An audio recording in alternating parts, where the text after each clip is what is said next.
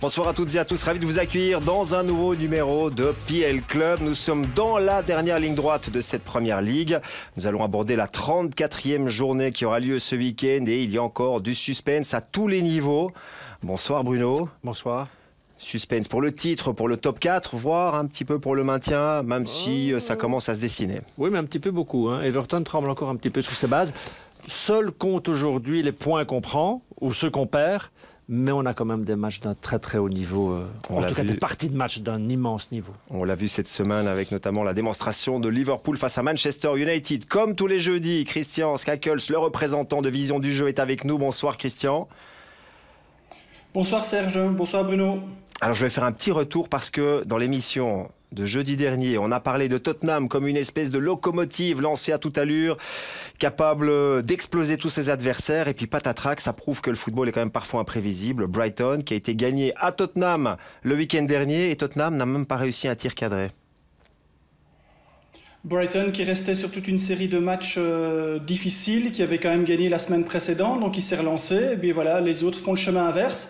Tottenham était en roue libre avec beaucoup de buts marqués, mais toujours dépendant, je vais dire, de deux joueurs importants, Kane et Son, et avec l'acquisition de Kulusevski, c'est ça. Et en fait, quand ils sont absents offensivement, ben voilà, ils calent. Il n'y a personne qui peut prendre le relais. Et malheureusement, voilà, c'est une défaite qui va faire du bien à Brighton et qui va faire du mal à Tottenham. Oui, parce que la course au top 4 est relancée. On aura l'occasion d'en parler dans cette émission. Je vous propose de revenir sur les 5 plus beaux buts du week-end dernier. Il n'y a eu que 6 matchs parce qu'il y avait aussi en parallèle les demi-finales de Cup. Mais on a quand même eu quelques petits bijoux. C'est parti.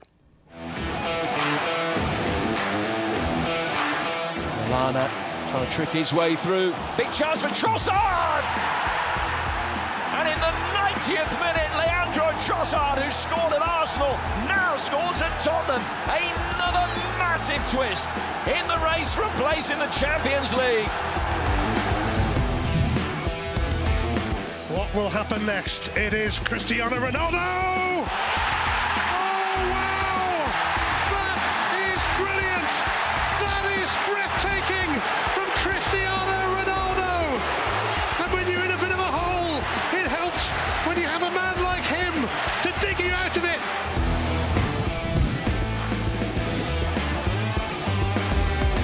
Elyounoussi. Southampton go in front. Elyounoussi didn't give up on that, and Bednarek has swept the Saints in front.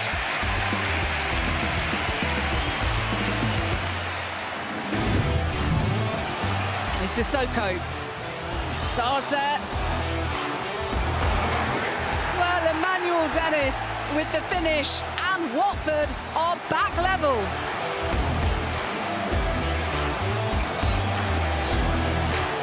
He did take it well on the far post in the end. And now here's an opportunity for Newcastle to try and come forward. They keep going. It was a decent clearance. And Newcastle steal all 3 points. A huge goal for Bruno Guimaraes. Bruno Guimaraes, auteur d'un doublé d'ailleurs avec Newcastle. Newcastle qui a également gagné mercredi soir face à Crystal Palace. 40 points. Newcastle, c'est peut-être une des premières infos à donner dans la course au maintien. Newcastle est maintenu en première ligue avec 40 points, il ne peut plus rien leur arriver. C'est quand même l'équipe qui a gagné son premier match à la 15e journée, c'est-à-dire à la mi-décembre. Quel retournement de situation incroyable du côté des Magpies. Des chiffres invraisemblables, des chiffres positifs et invraisemblables. 6e victoire d'affilée, ça ne leur était plus arrivé depuis 2003-2004. C'est l'équipe qui prend, après Liverpool, le plus de points en 2022. 29 points pris. Incroyable. Liverpool, c'est 35. Donc, soit il y avait un vrai malaise, soit les changements, les transferts ont été extraordinaires, soit les caisses sont remplies et débordent. Mais ce qui se passe là, c'est absolument insensé. Ils sont sauvés, c'est magnifique pour les supporters des Magpies. Oui, donc ça va se jouer entre, Norwich, ça a l'air compliqué, Watford, c'est très compliqué aussi. Par contre, Burnley ou Everton qui a encore pris un point cette semaine. Richarlison, il faudra une statue pour lui aussi. Oui, Burnley, le changement d'entraîneur aussi avec Sean Dyche, viré après 9 ans de bons et de loyaux services à Burnley. Quasiment 10 ans. Il restait 8 matchs, quasiment 10 ans. Oui. Voilà, ils vont pas aller trouver un autre manager, sauf si Big Sam Allardyce arrive en pompier comme d'habitude, mais quelle drôle de décision. Oui. Vous savez, parfois on met le feu pour mieux éteindre des incendies. Oui. Mais ce qui est arrivé à Sean Dyche, c'est pas que Sean Dyche qui a été viré, c'est tout son staff. Oui. Donc ils mettent... Mais il y a du changement depuis des mois. Il y a un nouveau propriétaire américain depuis un peu plus d'1 an et là, ça change à tous les niveaux. À mon avis, un très léger agacement. Il doit y avoir des choses en interne. Il doit y avoir une grave crise structurelle dans le club. C'est un coach intérimaire qui entraînait le U23. C'est le directeur du centre de formation qui travaille là aussi maintenant. Enfin, c'est spectaculaire comme changement, oui. Oui, une des dernières chances, c'est pour Burnley ce soir, puisque Burnley accueille Southampton et vous pouvez suivre ce match sur Vous Sport World. Le bilan après maintenant 33 journées, même s'il y a encore, vous le voyez, 320 matchs, ça veut dire qu'il y a toujours 10 matchs de retard par rapport au programme des 33 journées, mais on commence à le rattraper. On a beaucoup joué cette semaine, il y a encore un match ce soir. À noter que Mo Salah a marqué un doublé, donc 22 buts, meilleur buteur. Domination insolente parce qu'il a rattrapé aussi son collègue, j'allais dire compatriote, non, collègue à Liverpool, Trent Alexander-Arnold, avec 12 assists. Immense match, pas que de Mo Salah, immense match de Liverpool, immense première mi-temps en tout cas. Ils ont balayé leur adversaire pendant les 45 premières minutes de jeu. Et on aura l'occasion d'en reparler, de revoir d'ailleurs les buts marqués face à Manchester United. Mais on va commencer avec le premier rendez-vous du week-end. C'est le match que vous pourrez suivre aussi sur Divertissez-vous à partir de 13h30 samedi. Arsenal, Manchester United, on en parle après ceci.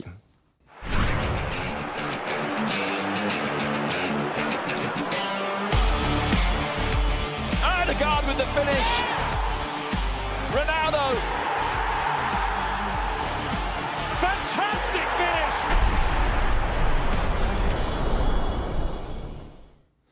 Arsenal est 5e avec 57 points, égalité avec Tottenham et avec une moins bonne différence de but. Manchester United est 6e juste derrière, 54 points, mais un match de plus. C'est un match donc extrêmement important dans la course au top 4.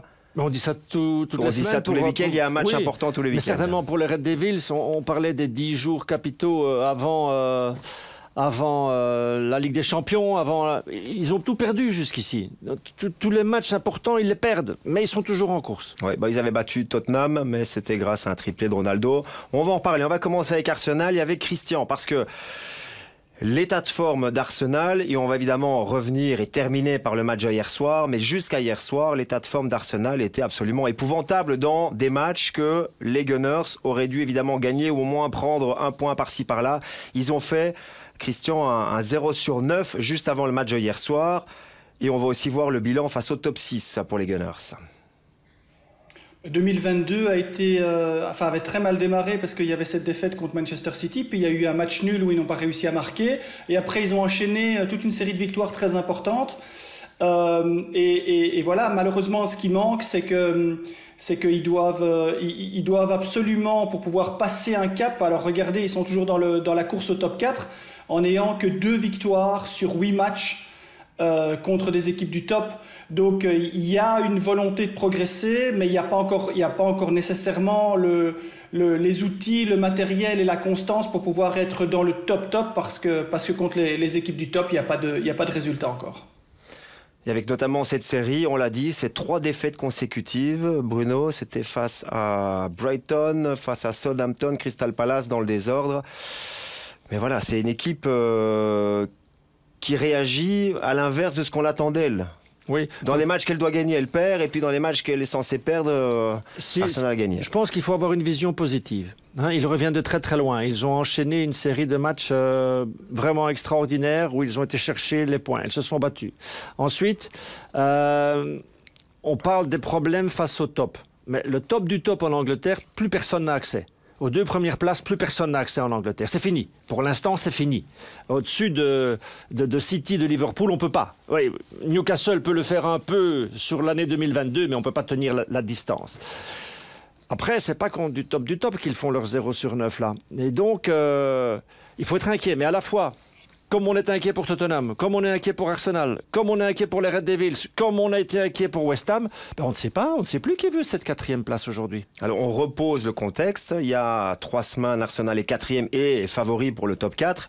Il y a ces 3 défaites consécutives et puis hier soir, le déplacement à Chelsea dans un match d'alignement et on va notamment revenir sur les 2 buts marqués par Nketiah parce qu'il y a des absents du côté d'Arsenal. Lacazette revient de Covid. Il a été testé positif en tout cas. Il y a Partey qui est absent, il y a Tierney, il y a Tomiyasu depuis des mois. Et donc Nketiah arrive. C'est un joueur dont on se pose des questions quand même. A-t-il la carrure pour la Première Ligue? Et il parvient à faire ici le 0-1. Il va même marquer un doublé dans des circonstances favorables. Mais bon, il marque les 2 buts. Oui, et puis c'est sympa les mots d'Arteta après match, bien sûr, concernant Nketiah, en disant... j'aurais dû le faire jouer beaucoup plus souvent, ce gamin-là. Je me suis excusé auprès de lui. Je n'ai pas été correct avec lui.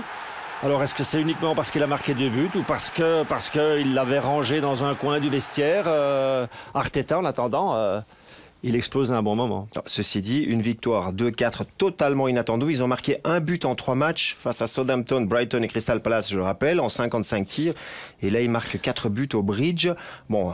Il y a un effondrement à Chelsea. Oui, Chelsea avait déjà été battu 1-4 par Brentford, ils ont été battus par le Real, donc ça fait 3 défaites consécutives à domicile, mais ça reste quand même inattendu. Ils ont quand même été bons le week-end dernier face à Palace en demi-finale de Cup. Mais ça reste une équipe dont les bases sont sciées pour l'instant, à l'image un peu de Lukaku. Souvenez-vous, c'était justement face aux Gunners qu'il avait joué sa première rencontre, il avait été étincelant.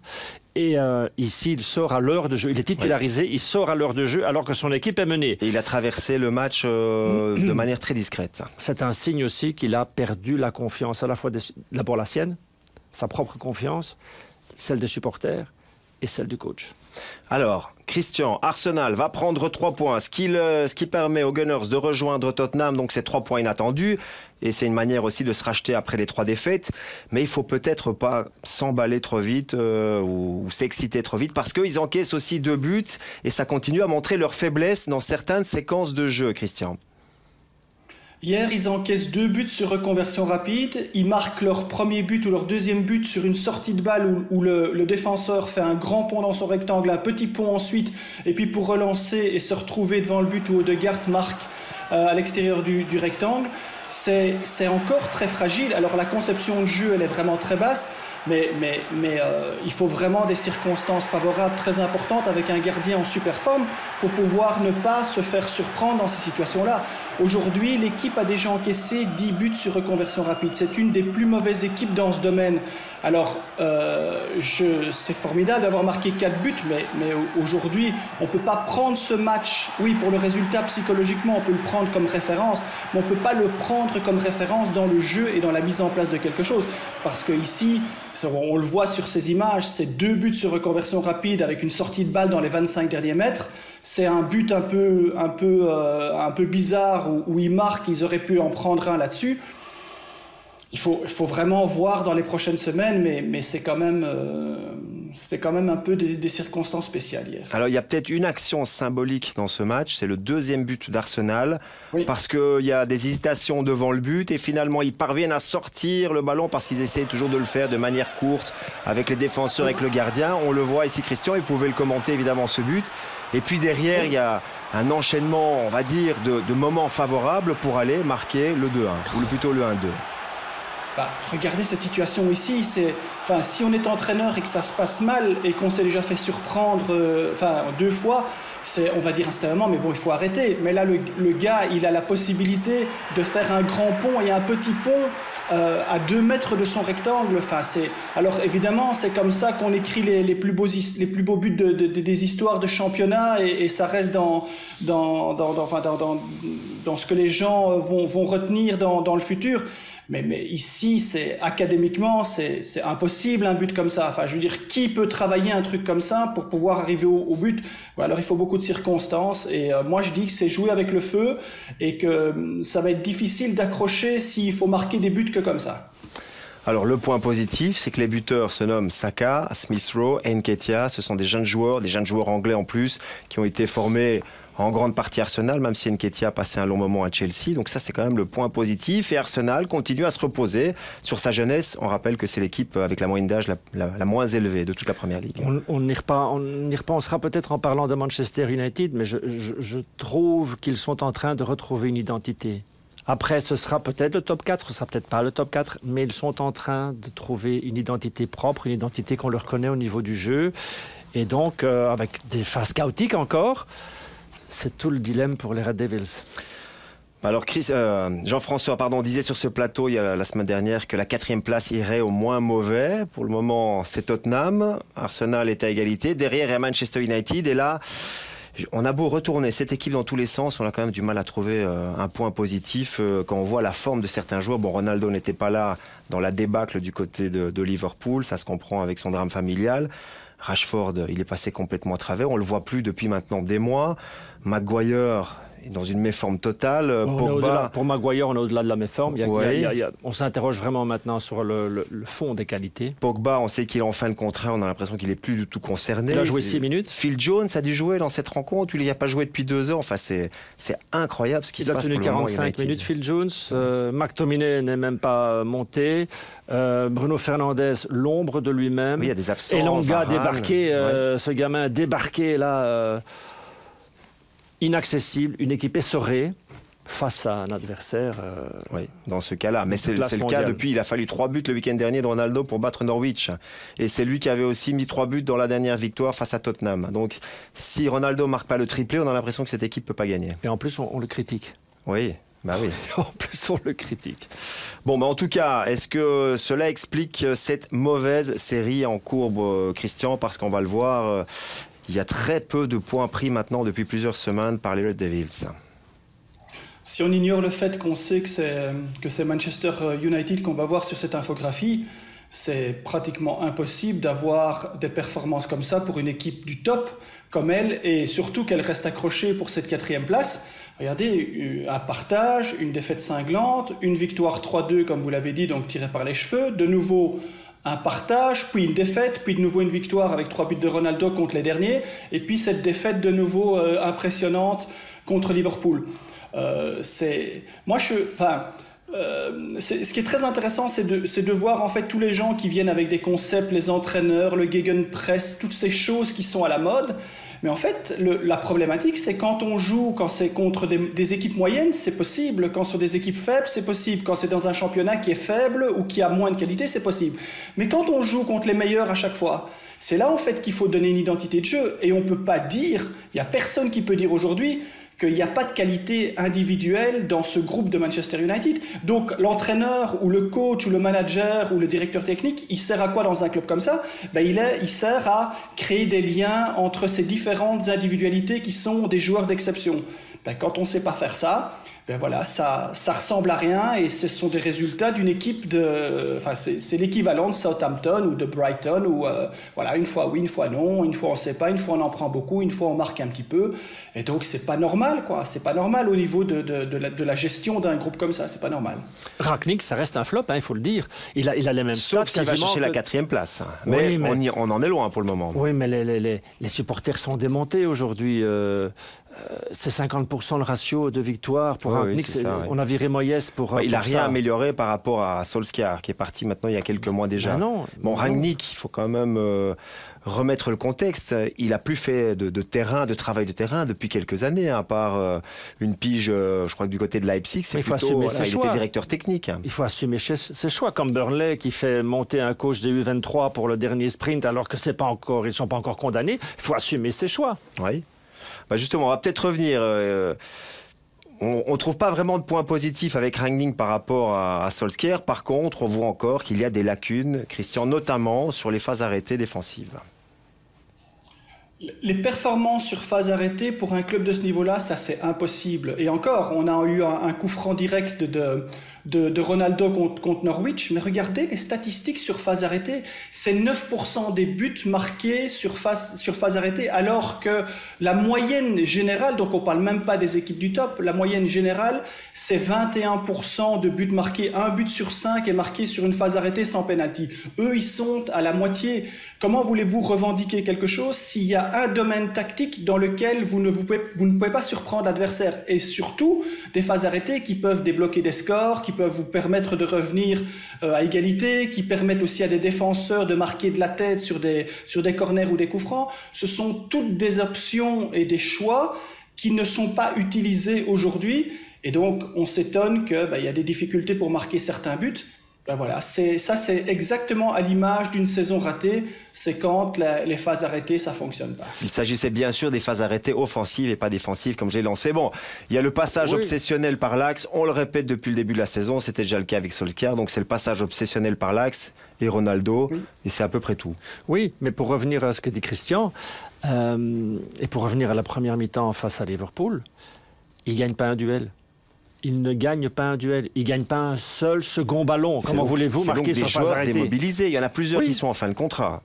Il n'y a pas que Pogba, il y en a d'autres aussi. Oui, et je pense que quand vous avez des coachs et des supporters ou des dirigeants ou des analystes qui disent qu'il faut 10 nouveaux joueurs à Manchester United, ça pourrait être le cas. Vous ne montez pas avec grande confiance. Hein. Alors, la nouvelle a été officialisée aujourd'hui, mais on le sait depuis une bonne semaine. Hein, ça a été dévoilé par certains journalistes anglais très bien informés. Le prochain manager de Manchester United sera Erik ten Hag, l'actuel coach de l'Ajax. Manchester a officialisé son arrivée. Voilà. 5e coach depuis le départ de Sir Alex. On disait que c'était lui ou Pochettino, ce sera ten Hag. Bon, ça fait maintenant 9 ans que Sir Alex Ferguson a pris sa retraite. 9 ans, traversé avec quand même beaucoup de remous. Les derniers titres, on le rappelle, c'est quand même Mourinho en 2017. Hein, il gagne une Europa League et je crois que c'est une Coupe de la Ligue de mémoire. Il leur faut un championnat. Il faut un championnat. Ah oui, on ne voit pas très bien. Il y a un tel gouffre entre Manchester United et Liverpool et Manchester City pour le moment qu'on voit mal cette équipe gagner un championnat dans les 2-3 années. Alors on suppose que c'est quand même un plan à moyen terme avec Erik ten Hag parce qu'il va débarquer sans connaître la Première Ligue, mais on a l'impression que ça fait presque 10 ans qu'on cherche un plan à moyen terme et qu'on ne l'obtient toujours pas. Oui. Apparemment, d'après les premiers bruits de couloir, on va être patient pendant 2 saisons du côté des Red Devils pour reconstruire. Je pense que tout le monde est conscient aujourd'hui qu'il faut vraiment trouver une identité. C'est pour ça qu'il vient. Trouver une identité, ça ne se fait pas du jour au lendemain. Regardez Arteta, il ne l'a pas fait en 15 jours, hein, la prise en charge d'une nouvelle identité. Et donc, il va avoir 2 ans pour travailler. Après, on analysera. Alors justement, on a Christian et on en profite parce que Christian, vous analysez tous les championnats européens, y compris la Eredivisie. Que peut-on dire d'Erik ten Hag en tant qu'entraîneur de l'Ajax, en tout cas jusqu'à présent? Actuellement, il est dans un modèle avec une équipe qui est au-dessus du lot en Eredivisie depuis plusieurs saisons. Pourquoi? Parce qu'ils ont les plus grands budgets, ils peuvent faire venir les meilleurs joueurs et même des joueurs comme Sébastien Haller qui sont des joueurs moyens, qui étaient des joueurs de moyens en Bundesliga ou même à West Ham. Ils viennent, ils s'imposent, ils marquent énormément de buts. Regardez, 85 buts marqués jusqu'à présent. Et là, c'est là que c'est intéressant et c'est de voir ce chiffre en rouge. Il n'y a que 11% de leurs buts qui sont marqués sur des reconversions rapides. Ça veut dire quoi? Ça veut dire qu'ils sont tellement dominants, ils sont tellement forts qu'ils passent leur temps, pratiquement, je veux dire 80% du temps dans les 40 derniers mètres adverses. Et donc, ils ont cette possession de balle, ils ont cette qualité et les autres les adversaires contre qui ils jouent ne font que défendre. Or, il va venir dans un championnat où il n'aura pas cette possibilité d'être tout le temps dans un jeu dominant placé ou dans un jeu dominant rapide. Il a fallu beaucoup d'argent et beaucoup de temps à Guardiola pour pouvoir créer quelque chose comme ça, et encore, il y a des difficultés. Je pense que alors la patience, c'est vrai, comme disait Bruno, ils vont lui donner 2 ans pour le faire, mais je suis pas sûr que le modèle d'un entraîneur qui vient dans une équipe où finalement il faut même pas d'entraîneur quand on est dans une équipe comme l'Ajax, on les laisse jouer tellement ils sont forts. Il faudra voir. Je suis sceptique. Aujourd'hui, je suis sceptique parce que le modèle n'est pas comparable par rapport à ce qui se passe en Première Ligue où tous les matchs sont compliqués. Alors, il y a la Eredivisie où l'Ajax est dominant parce qu'il n'y a que le PSV qui peut rivaliser. Il y a aussi la Ligue des Champions où il a fait de très bons résultats, où l'Ajax est moins dominant mais quand même a réussi à faire quelques gros coups. Est-ce que vous partagez le scepticisme de Christian? Est-ce que c'est un pari très risqué pour Manchester United? Mais je pense que les dirigeants ne savent pas jusqu'à quel point il y a ces chiffres techniques-là. Ils vont chercher quelqu'un un peu à la mode, quelqu'un qui est relativement frais aussi, quelqu'un qui n'a pas encore connu les sommets, quelqu'un qui doit se construire lui aussi au plus haut niveau. Qui est dans l'ascension, voilà. Il n'est pas encore blasé par sa carrière. Oui, sinon je pense qu'ils auraient mis le paquet financier pour aller chercher un top mondial. Ils sont plutôt du côté de City et de Liverpool aujourd'hui, mais ces gens-là vont pas venir dans une équipe à construire demain. Ils vont pas venir. Et donc, lui, il va être content de signer. Il est déjà content de signer chez les Red Devils. Il va pas exiger, comme l'aurait peut-être fait Pochettino. Oui, mais alors, montrez-moi d'abord les 5 joueurs essentiels que vous allez signer. Lui, il signe et il verra après. C'est pas facile de signer aujourd'hui du côté de Manchester United, ni pour un coach, ni pour un joueur. Selon les journalistes, mais on va mettre ça dans la case bruit de couloir, ce serait sans Ronaldo. Erik ten Hag veut construire une équipe, mais ne veut pas le faire autour de Ronaldo. Il commence bien. Il commence bien. Bon, ben, c'est une bonne conclusion pour ce match contre Arsenal et Manchester United. Vous m'auriez dit sans Pogba, j'aurais compris. Sans Cristiano. À mon avis, ce sera sans Pogba aussi. Ouais, bon, là, évidemment, on s'est un petit peu projeté déjà sur la prochaine saison, mais il y a ce match. Et c'est sans doute le match de la dernière chance pour Manchester United face à Arsenal. Ils doivent aller gagner Arsenal. Oui, mais on doit dire ça depuis 3-4 semaines. Bon, ils avaient battu à domicile Tottenham. Là, il va falloir ressortir l'exploit. Avec ou sans Ronaldo, parce qu'on sait que ce serait essentiel sa présence.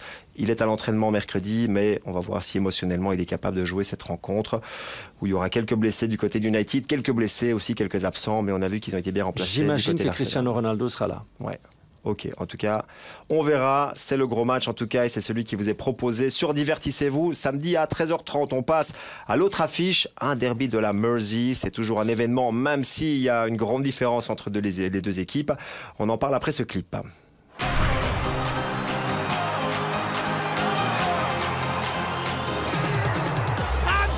Scores, of course he does. Tomori Gray! What a delicious finish.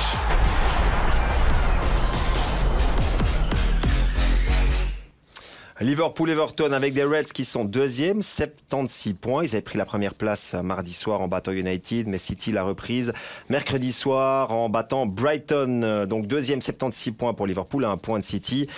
Alors qu'Everton est 17e et n'a que 29 petits points au compteur. Alors on sait que le derby de la Mersey, c'est un des grands moments de la saison. Est-ce que c'est le derby le plus disproportionné de l'histoire de la Première Ligue, c'est-à-dire depuis une trentaine d'années? Ah oui, bien sûr. Ça ne veut pas dire que les Toffees ne vont pas le gagner, ce match-là, mais non. Bien sûr, bien sûr. Écoutez, leur statistique à l'extérieur pour les Toffees, c'est une victoire et trois partages. Ils ont pris 6 points cette saison à l'extérieur. Comment vous pouvez imaginer ne pas... Vous avez vu la déferlante, là? Oui, justement, on vous propose de revoir les 4 buts marqués par Liverpool face à Manchester United. Parce que je ne sais même plus comment qualifier une démonstration. On a l'impression que Liverpool nous a donné un cours de géométrie. Regardez la trajectoire de tous ces ballons, les combinaisons. La précision, tout y était mardi soir. Il n'y a pas que Pogba qui boite sur cette action-là. Vous le voyez, il demandait déjà son remplacement à l'arbitre. Et donc, c'est trop rapide, c'est trop technique. Regardez ce jeu en une touche, boum. Et vous prenez le dos de défenseurs comme Maguire qui ne savent absolument pas ce qui leur arrive. Et donc, vous l'avez dit, Phil Jones, il avait 90 minutes dans les jambes cette saison. Il revient de nulle part. Il est asphyxié après 8 minutes, le pauvre garçon. On l'a laissé dans le vestiaire à la mi-temps. Ou alors, il s'est effondré tout seul. Et puis, de la 45e à la 60e, ils ont laissé venir un peu. Il n'y avait plus vraiment de matchs disputés, de ballons disputés. Mais dès qu'ils ont remis le couvert, les passes tranchantes. Une équipe de Manchester United déchirée à chaque action offensive de Liverpool. Voilà, ça c'est pour United. Mais Liverpool est en train de marcher sur l'eau. Il y a eu cette demi-finale samedi gagnée face à Manchester City. Ils enchaînent avec cette démonstration face à Liverpool. Ils sont qualifiés parce que la semaine prochaine, il y aura évidemment la demi-finale de Ligue des Champions face à Villarreal. C'est une équipe qui gagne des titres depuis plusieurs saisons, mais qui a l'air toujours affamée match après match. Et on rappelle quand même qu'ils peuvent toujours aller chercher le quadruplé. Oui, ils ont déjà la Coupe de la Ligue, chapeau. Finale de Cup face à Chelsea. Voilà. Ce que dit Guardiola, après, il faut se méfier d'un coach rival, mais il dit clairement que s'ils perdent ou qu'ils ne font qu'un seul partage cette saison, il ne parle pas de défaite, un seul partage cette saison en championnat, dit Guardiola, et nous savons que le titre sera perdu. Or, City a un programme plus facile, entre guillemets, parce qu'on est quand même en première ligue, que Liverpool. 6 matchs, avec le premier match ce week-end. J'ai noté les adversaires. C'est peut-être pas important maintenant, mais ce serait important de citer les adversaires d'Everton. Ça, je voulais quand même vous citer, parce que je parlais des problèmes, mais on y reviendra. On va terminer avec Liverpool, peut-être.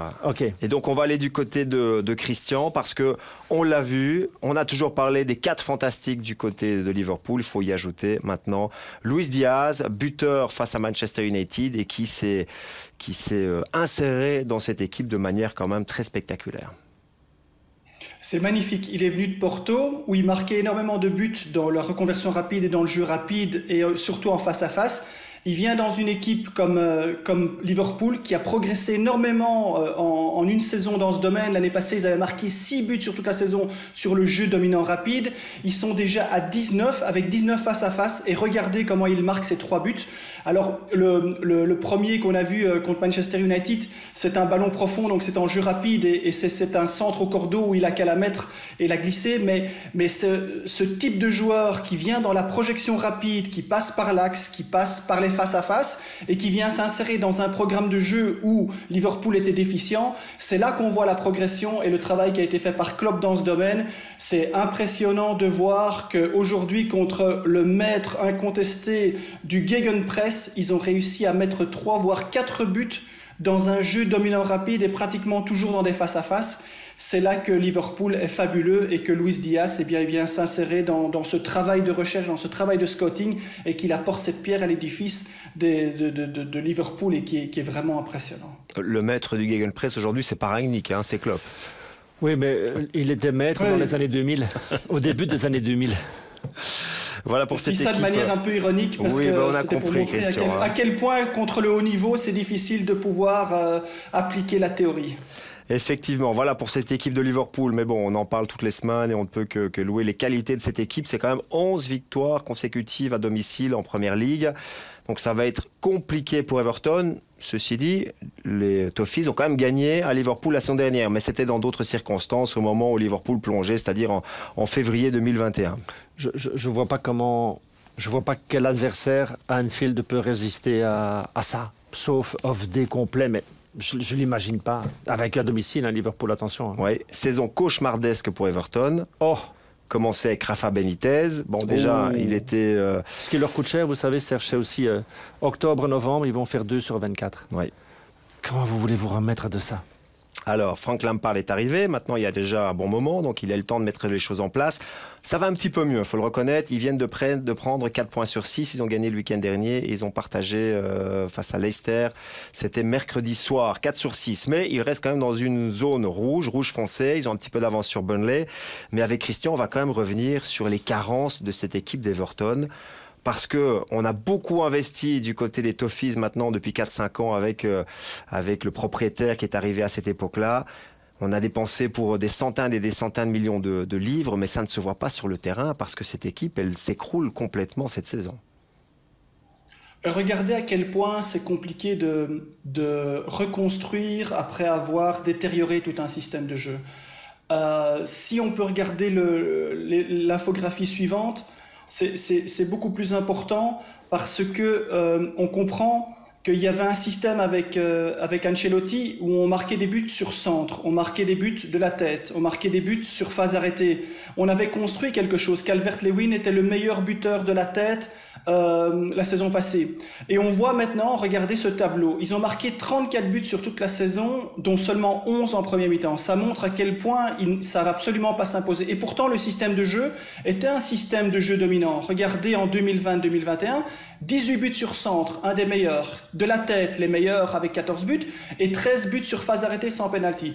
Au 17 mars, quand on avait fait la première infographie, quand on avait fait le premier bilan de Lampard, on était arrivé à regarder les chiffres 5, 6 et 4. Et on est un mois plus tard, et le seul point où on s'est amélioré de 2 buts, c'est les 2 buts sur centre et 1 but sur phase arrêtée. Donc on voit qu'il y a une détérioration du système qui s'est passée grâce, et je dis bien grâce à Benitez, qui lui n'est absolument pas tourné vers l'offensive, et qu'on se rappelle à l'époque des duels de Liverpool et Chelsea où on avait une multitude de 0-0. Là, il a détérioré complètement le système. Calvert-Lewin a marqué 3 buts. Richarlison est à 7, il s'en sort un peu. Il y a Gray un peu qui sauve un peu les meubles. Mais sinon, tout le reste, dans ce système offensif, cet élan vers l'avant, tout ça s'est détérioré et on a des chiffres offensifs sur les buts marqués, 34 buts qui sont catastrophiques. Ouais, on rappelle aussi que c'était 1-4 à l'aller. Liverpool avait explosé Everton. Ils n'ont gagné qu'une seule fois depuis 1999 à Anfield. C'était la saison dernière. Oui, mais il faut enregistrer ce que dit Chris là, à ce moment-là. Parce que ça, c'est vraiment important. C'est le mode de recrutement des entraîneurs. C'est basé sur quoi? Je veux dire... Le con dans l'histoire, c'est le dirigeant. Hein.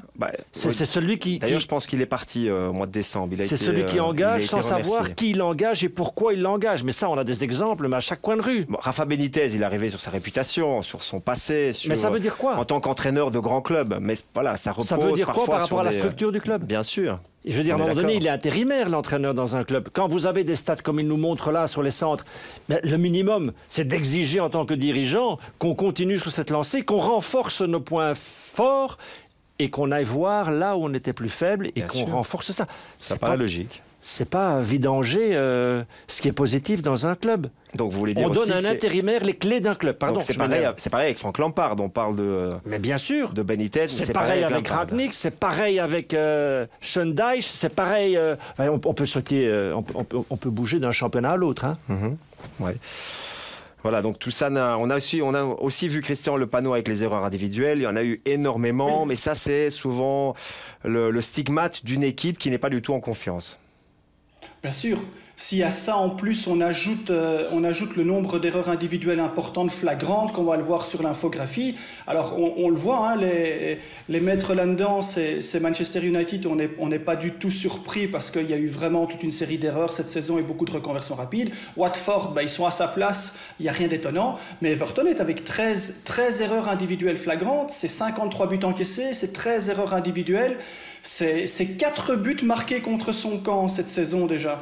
Alors, je veux dire, à certains moments, voilà, si on a des difficultés à marquer, si l'aspect offensif n'est pas bon, chaque fois qu'on prend un but, on sait déjà qu'il faut en mettre 2 pour gagner. Et si en plus on les offre à l'adversaire, parce qu'on peut encaisser des buts, c'est tout à fait normal, mais si en plus on les offre avec des erreurs individuelles, des buts contre son camp, des mauvaises interventions du gardien, la situation est compliquée, alors ça devient pratiquement... C'est pour ça qu'ils sont au bord de la relégation.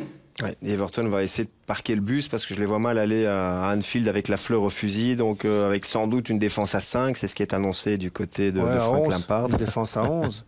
À 12, pourquoi pas. Oui, et puis il faut des miracles, mais il faut surtout pas encaisser dans le premier quart d'heure de jeu, mais c'est compliqué hein, face... un mot, je peux placer maintenant leur programme. Parce que moi, je suis très inquiet pour Let Office. On va terminer avec ça, d'ailleurs. Il faut être inquiet. Hein. Oui. Donc, ils ont 6 points à l'extérieur, une seule victoire. Je vous donne les matchs qu'il leur reste à jouer à l'extérieur. Allez-y, vous vendez ça super bien. Là, franchement, on est pendu à voler. J'entends même Christian dans mon oreillette qui attend ce teasing-là.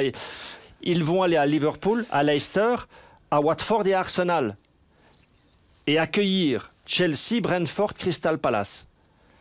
Il y a intérêt qu'il y ait le grand réveil. On rappelle qu'ils ont 29 points. Il y a 3 points de différence. Ouais. La victoire peut-être de Burnley, c'est ce soir, demain soir? C'est ce soir. C'est ce soir. Les ramène à 1 point virtuellement, oui, avec un match de plus. Mais quand on regarde le classement, on regarde surtout la différence. Hein. Et donc, au moindre faux pas, vous avez vraiment cette épée de Damoclès.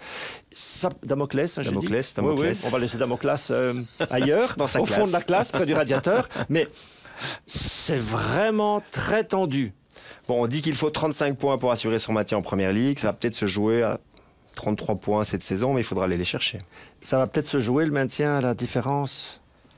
Différence de but. Différence de but. Ça va peut-être se jouer à ça. En cas d'égalité de points. Oui. Et oui, donc ça veut dire ils ont été battus 3-2 par Burnley il n'y a pas si longtemps. Hein. Oui, c'est vrai. Mais ils ont battu Manchester United aussi. Donc ils ont pris ce point face à Leicester. C'était mercredi soir. Donc voilà, match on se revoit dans 15 jours. Hein. On se revoit dans 15 jours exactement. Ou la semaine prochaine déjà et on fera le point. Et effectivement, parce que ça va se jouer week-end après week-end, journée après journée. Voilà donc pour ce derby de la Mersey, même si ça paraît disproportionné, j'y arriverai, c'est quand même... Ça reste un derby de rêve. Ça reste un derby, on sait que parfois il y a des résultats étonnants dans un derby parce qu'il y a d'autres paramètres qui entre en jeu. Voilà pour les 2 rencontres phares du week-end, mais vous aurez évidemment plein de rendez-vous avec la Première Ligue sur Divertissez-vous d'abord et puis sur Vous Sport World. Voici le programme. N'oubliez pas non plus le rendez-vous entre Julien Courteau et Christian Cabasele. On sait que c'est compliqué pour Watford, hein. C'est une équipe qui est très très près de la relégation. Mais c'est toujours un moment très intéressant parce qu'il a une vision de cette Première Ligue où il joue depuis plusieurs années qui est, on va dire, passionnante. Christian Cabasele, My Premier League, c'est vendredi à 19h. Bruno, le programme. Avec Arsenal Man United, match au sommet évidemment, Goals of the Day, Brentford Tottenham. C'est pas un cadeau d'aller à Brentford aujourd'hui, oui, loin de là. Dans Goals of the Day, normalement ce sera City Watford, hein, le fil rouge. On va suivre évidemment le leader de la compétition. On a longtemps cru que West Ham allait peut-être enfin aller chercher cette 4e place. C'est pas encore fini pour eux, mais quand même. Ils ont l'Europa League aussi encore, hein, c'est important pour eux, la demi-finale la semaine prochaine. On a parlé du derby de la Mercy et de ce Crystal Palace Leeds. En dilettante pour Leeds, on peut dire ça? Ça va mieux. Ça va mieux en tout cas. Bah là, ils ont fait le bon choix, visiblement, avec un nouveau manager, l'américain Jesse March. Et ça va mieux depuis le départ de Bielsa. Absolument. N'oubliez pas de nous suivre. On vous le rappelle, tous les jeudis, nous suivre sur les réseaux sociaux, notamment sur Instagram, Facebook et Twitter. Voilà pour cette émission. Bruno, vous savez qu'on aime terminer avec un petit moment de nostalgie. On va parler de... Quand on parle de la derby de la Mersey, on doit quand même penser à un joueur qui a marqué, qui a marqué les matchs pendant de nombreuses années, c'est Steven Gerrard. Et il avait réussi un triplé, un hat-trick. C'était en 2012 pour son 400e match. Ça, c'est pour terminer l'émission, mais je pense que vous vouliez ajouter quelque chose. Oui, parce que du coup, je pense au Hall of Fame de cette Première Ligue. On vient de donner de nouveaux noms, évidemment. Il y a Wayne Rooney, il y a Vieira. Faites-nous rêver. Il y a Vincent Kompany, il y a Agüero, entre autres. Donc, c'est des grands noms qui reviennent et on aura l'occasion d'en reparler. Oui, effectivement, parce que ça nous rappelle que ça fait combien de temps? Plus de 20 ans qu'on travaille sur cette Première Ligue. Moi, je viens d'arriver. Non. Canal+, vous connaissez.